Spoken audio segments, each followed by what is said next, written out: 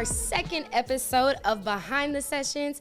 As always, I am your host, and today we have the honor of sitting here with Josh Waters. Love. Yeah, man. So, welcome back to the Epicenter. Happy to be here. Thank y'all for having me, man. It's an honor, for sure. So, how have you been since the last time we saw you? I've been blessed, man. I've been, like I was telling you earlier, growing, bro, evolving, really healing, and just aligning myself with God and restoring my faith and my purpose, I guess. You know what I mean? So, I've been good. I know that's right. I've been good. Yeah. No complaints. I love it. So, how are you feeling like lately with your music? How am I feeling with my music? Ready. I feel ready. It's been a minute. I released a record at the beginning of the year, but that was me really trying to just get something off, right? I recently left my situation that I was in as far as how I was able to put out music so frequently, right? And so the release that I had at the top of the year was just me assessing it for one, but also, wanting to connect with the audience again, right? In this time, I say like a year and a half, I've created a body of work, and I'm just finally at a point to where I'm ready to get it out to the people. You know what I mean? So, yeah, we ready. So, what type of experience do you want to provide, like, moving forward? A holistic and a safe one. Yeah, so I kind of, through my journey of, like, self-awareness and just healing right now, I always had an issue with not having a gimmick for music. Because I don't. It's purpose for me. You know what I'm saying? And so as far as what kind of experience I want to provide, it's the one I was providing. Ironically enough, the conversation we was having off camera. Being from Mississippi, before it was about anything other than the people, that's all we had. And so I want to create a space where it's safe for people to come experience something real, something authentic, and something genuine. You know what I mean? So everything under that umbrella is what my goal is. I think that's very important, especially in the music industry right now. I think a lot of people are just putting out product because they have to. Type vibe. And they don't have intentions behind it, you know? And I get it. Once it become a job, it's kind of like you got to go to work and you don't really think about turning the computer on. You just know how to do it. And so, because I fell victim to that too, that's why I can't judge them. I'm just happy to finally be on the side to where I'm like, wait, I've been able to assess what type of experience was I given or lack thereof. And so just really want to be intentional with that. I hear that. I love that too. Yeah. So for a lot of people that don't know you, like you just mentioned, let's go back a little bit. You just said that you're from Mississippi. Yes, ma'am. What part of Mississippi, and how long have you been here in A? I'm from Hattiesburg, Mississippi. I've been in Atlanta, which is crazy to say. March will be 8 years. Yeah. Yep. So originally from Hattiesburg. So what brought you here today? To Atlanta? Yeah. Purpose, man. I was signed to an independent label when I was in high school, right? And so shout out to my mom. She used to let me drive back and forth from Mississippi to Atlanta when I was 17 years old. That's right. You better Shout give out, your Mom, you a real one. Appreciate you. But I always knew that I wanted to either come here or Houston.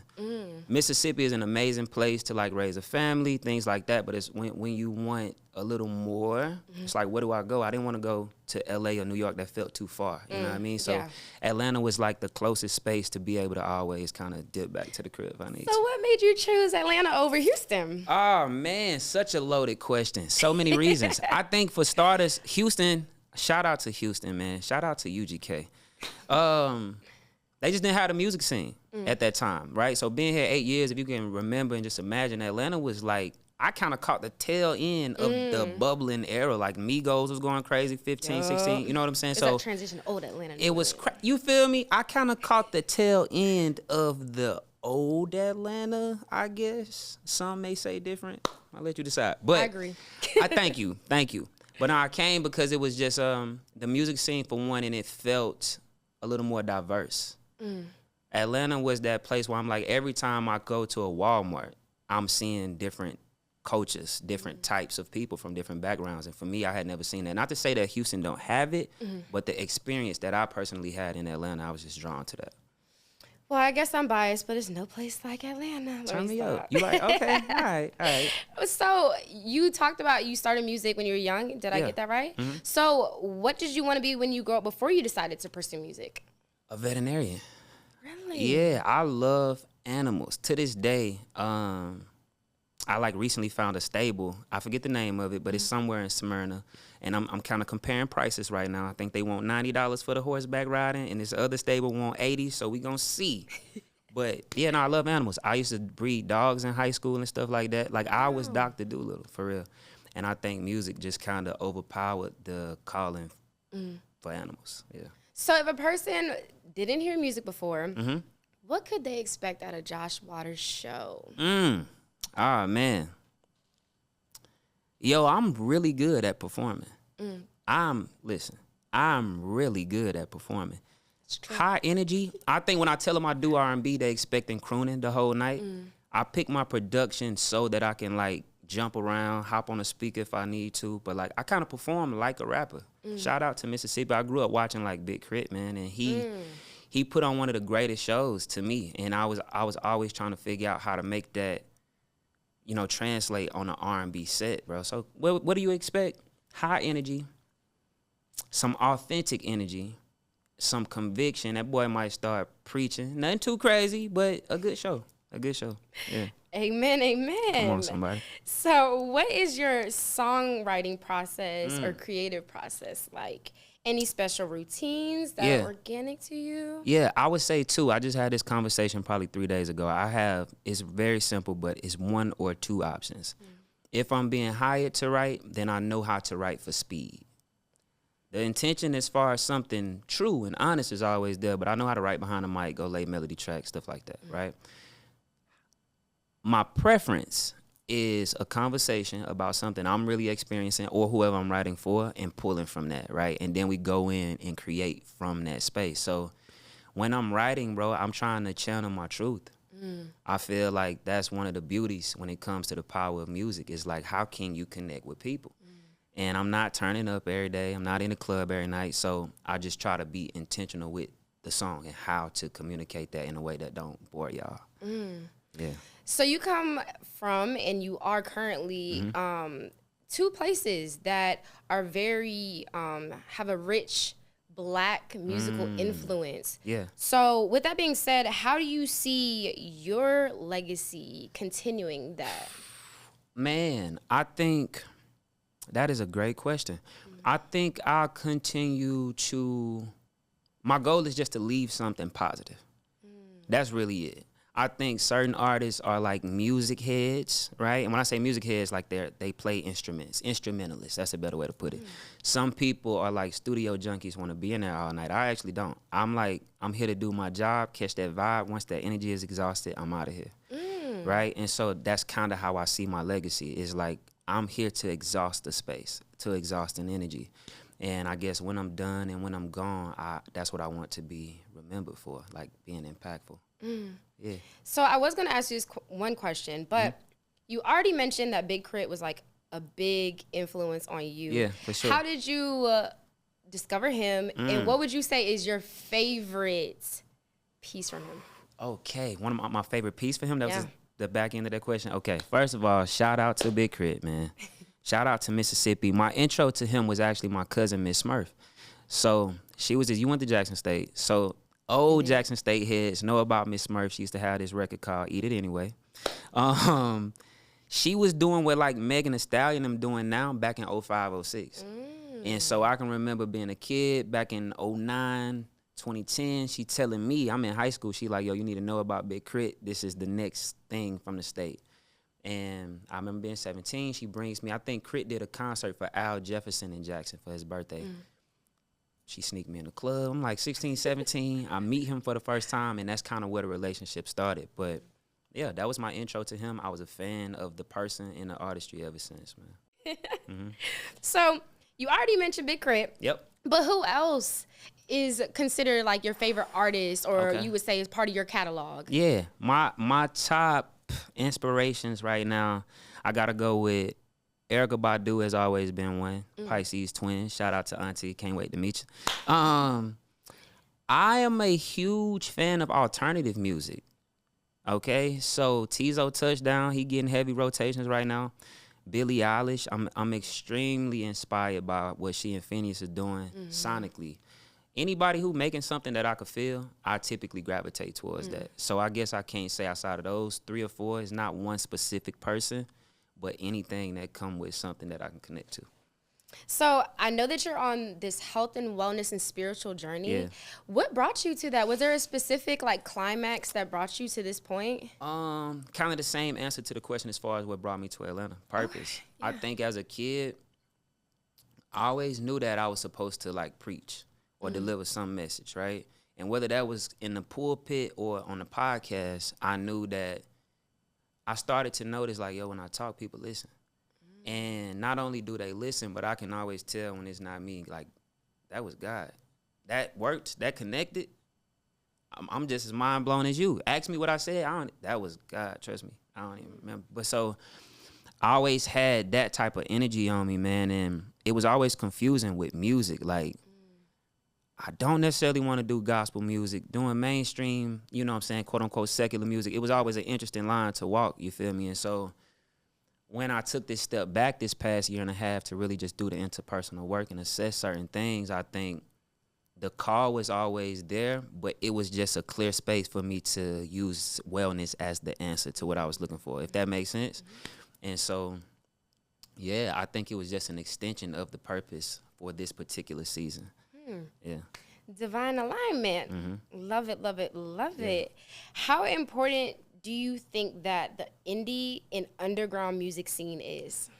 I think it's super important. My personal opinion on it is low-key going to become the new mainstream. I think where we are now is, well, let me not say that, not the new mainstream. I just think artists have a choice that we never really had before. At one point, it was about like getting signed and getting a deal and this and the third, but it's like I think naturally, as time goes on, progression happens, you know, people are wiser now and you're able to assess things from a different perspective. So for whoever the label side of things is for, it's for. And I think that'll always make sense for somebody.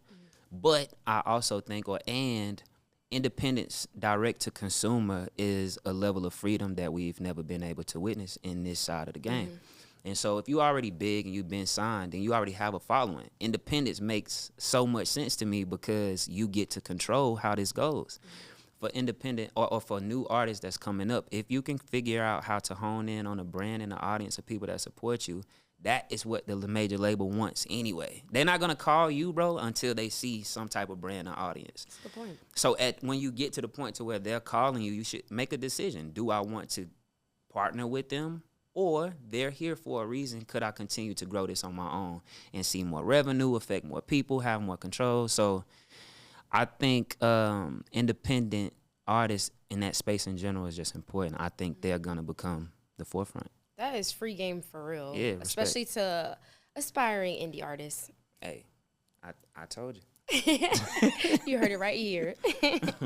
And continuing the conversation on indie artists and artists in general, honestly, like artists create their own alter egos. Sometimes they have to find their identity. But you seem to have a really good sense of who you are and authenticity. Thank you, yeah. What would you say to an artist that's struggling with that?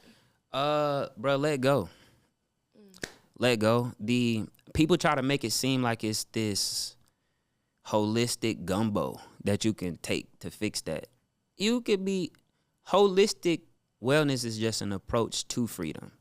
So is Christianity for those it works for. So is the Nation of Islam. So for like, it's just a matter of letting go, right? And the second you do, you become free. And typically what's stopping you from doing that is fear. And so if you let go, you get to experience what's on the other side of the fear. You get what I'm saying? My opinion is there's only two things that exist, love and fear. And everything in life is an extension of those decisions, right? If you get afraid of something, you can choose to go see about that or remain afraid and never investigate. But that's what you walk through life with. Like, I'm just afraid. That's what it is. I'll never try that food. I'm just afraid. That's what it is. I'll never go to that place. Or try the food, find out that you like it, and now there's freedom. And try the food, you hate it, and you never got to do it again. But either way, freedom is on the other side of authenticity. That's what authenticity breeds, is freedom. So, bro, if you really want to free yourself, let go. It ain't that deep. You know, I've never thought about contrast in that perspective. That was deep, Josh. Respect. That was Shout really out to deep. God. I say I blessings. know that's right. And would you say that your music evolved as you continued to find your spirituality and become more mature in your spirituality, rather? Definitely. I think time will tell. That music isn't out yet, to be honest. Because that I freed myself. I let go, and then I started creating, and I can hear the difference in that now. So I think my music has always had like a pure undertone to it, but there was always, even me, I played it safe. Like my songs that are out, bro, they're like surface level me making attempts to free myself. You know what I mean? But even me still afraid of what could be on the other side of that, whether it's controversy or whatever, bro. But the songs that's on that hard drive right now, I'm on your head, man. Nah, it's like that. It's really good music. Watch out now. Yeah, Watch out. So what was it, and this is going back a little bit in our conversation, but I'm just curious to know, what was it like growing up in Hattiesburg? Ah, man. You know, I got a little glimpse of Jackson, but. Yeah. And I guess if you've been to one city in Mississippi, for the most part, you've been to them all, right? Hattiesburg was such a beautiful place. It really was. And I think my perspective on that has changed so much over the years. Community. Everybody knew everybody. You know what I'm saying? And so you can get spanked by somebody in the neighborhood for seeing you get out of line. You know, and at my age, I value that so much now because the generation right up under me, I don't really see that.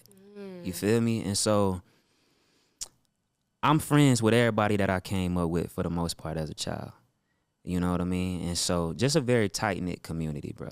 I'm being slow with that answer because I could really drag that. But it was an amazing place. It really was. I felt safe. I felt secure. My mom and dad were popular people, so my life in the city was interesting. It really was cool. But, yeah, home was beautiful, though. I wouldn't trade it for nothing. Well, shout outs to Hattiesburg. Hope that's okay. I got to meet some really good people from there, and now I know Josh, and it's true. There's some really solid Mississippi, yeah, thorough folks, man. And now that Atlanta has snatched you up, yes, how has it shaped you as a person? Atlanta is there's no other place I think I would have preferred to spend my adult life so far. Atlanta has opened me up to possibilities and perspective there's no other way I think I could have got them other than being here. As a man of color, bro, one thing I will say about Mississippi is I've never been around this many black people, y'all. Thriving, successful, hungry. Atlanta is like a melting pot of just greatness, man. And I feel like for a person who got what he did from Mississippi, I did reach a ceiling, and Atlanta kind of opened me back up to just like, here, you can do this or you can do that. It's just a play. Every day I walk out of my crib, I'm inspired by something in Atlanta. That's really the real. And so what do I have for Atlanta is gratitude. What have they given me? Amount of perspective, wisdom, and insight that I think I'm going to continue to be able to use throughout my life. Yeah. That's love. It really is. We're glad to have you here. Thank y'all. So you also performed here in June for Black Music Month. Yeah. And that was celebrating indie artists as well, too. So what was that experience like? Man, I only have good things to say about y'all. I really do. Y'all are, every time I come, y'all welcome me with open arms. Even down to the DM or the text message that I get from y'all. It's filled with love always. But the experience was amazing, bro. The platform, the venue, the energy, David, everybody here is amazing, bro. So I really enjoyed you guys having me. Thank y'all again for having me back. Yeah. Have you ever been able to actually perform in Hattiesburg back home? What? Yeah, so many times. And what's that like? Like, is there no other feeling like being back at home? Between Hattiesburg and Jackson, I ain't gonna lie, it's definitely no other feeling like being back home because these are familiar faces. Every time I'm performing, it's just like going to Walmart. I'm meeting people here, so I know them, but I don't like know them. Yeah. These are people from like the playground that I grew up with. That is always mind blowing that you rock with me enough to go get your hair done, to come out to this show, to get you a babysitter. You came to see Lil Josh tonight. You know what I mean? So it's a family reunion every time. Yeah. So what is that stigma that you want to leave behind? How do you want to be remembered once you go into another lifetime? I want to be remembered Man, that's a beautiful question. I want to be remembered for the guy who attempted to empty his clip, who attempted, and it was visible. We saw him trying to fulfill his purpose. That's what I want. I don't know how far I'll get on that journey. And I don't think it's one stone to turn over as far as what the purpose consists of. But what I want to be remembered for is that was what I was doing with my life. Yeah. Wow. That's beautiful. That's deep. I respect. Well, we are about to have a little fun. Uh-oh. Are you ready? I think so. So I have my handy dandy bowl. It always makes its appearance on this show. It. Shout out. I'm gonna hold it. You're gonna pick a little piece of paper out of there. You're gonna hand it to me. I'm gonna read it to you, and then we're gonna get into it. Okay? Here we go. Lord have mercy. Okay. They're real lighthearted, all right? All right. Be lost in the middle of an ocean with a life raft, or lost in a desert with one case of water. Oh, man. Give me the life raft on the ocean. I'll take that. Is that because you're a Pisces and you're on water? Yeah, I got swim exceptionally well, and I got a raft. So, I mean, I could. You have a raft? Right? That's what you gave me. I just got to make it to one side, and then I'm good. So, yeah, give me that. Okay. A case of water? What? You didn't even tell me if I had 14. How many bottles in there? I don't know how much time I would have. Yeah, no, give me the raft. That's true. That's kind of a death. No, that's true. All right, pick another one. Another one. Let me shake it up. There you go. Okay, I'm taking that bowl to the crib. Here we go. I got two. Got two? All right. Let's see. Have a rewind button for your life or a pause button that lets you freeze time as long as you want. Yo, do you remember Just Jordan? The TV show, how that boy used to pause time and hop out himself. And I know that wasn't necessarily the option. Oh my God. But I think I'm gonna pause time just for the sake of Just Jordan. Really? I'm going with that option. Yeah. You just gonna look around? Like what you I'm looking around. It? Yeah. I wanna be able to just, I feel like it would be a freeze frame of such an amazing picture. And because they say 1,000 words, every day I can revisit and create a new perspective about it. See, I just love your perspective on life, Josh. Come on. Third one. What we got? We're gonna do two more after this, okay? Let's do this. Trip on every staircase you encounter or never be able to jump again. Oh, man. I'll trip on every staircase. Oh, your big toe's gonna hurt though. Yeah, that's why. I mean, but I can deal with that. To not be able to jump though, I feel like I would miss that part of life. I was telling you about the high energy I have for my shows. So it's like taking that out. Nah, just give me the staircase. Yeah, that is true. We're gonna have to get you some steel toe boots though. That or just I'm gonna build slides in the crib. There's no more stairs. We're just gonna slide. We're gonna scoot everywhere. Oh my goodness. Fourth one. Let's see here. Ooh, this is a good one. Okay. Ooh, this is a really good one. Read minds or know every single language on the planet. Ah, man. Every language. Yeah. Every language. I'm nosy, and I think I want to know what people are thinking, but I'll get annoyed. Because can I turn that off? I don't know if I could turn that off. If it's just like this chaotic continuation of people's thoughts. I don't think you remember Bruce Almighty. Yes. I'm good, that's bro. my movie. I'm good. That's true, and he was like tripping out. I'm good. Last one. Let's make it the best one.